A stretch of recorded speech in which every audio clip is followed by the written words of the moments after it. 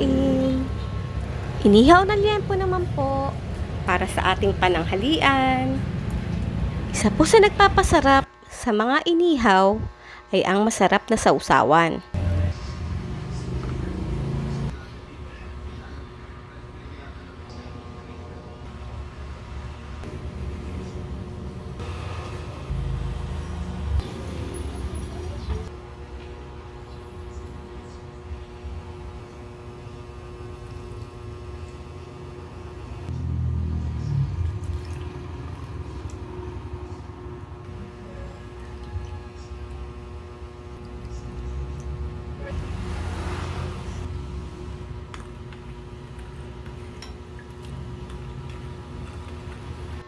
At itong liempo po na ito ay naibabad ko ng 1 linggo at hinayaan ko lang po siya sa freezer.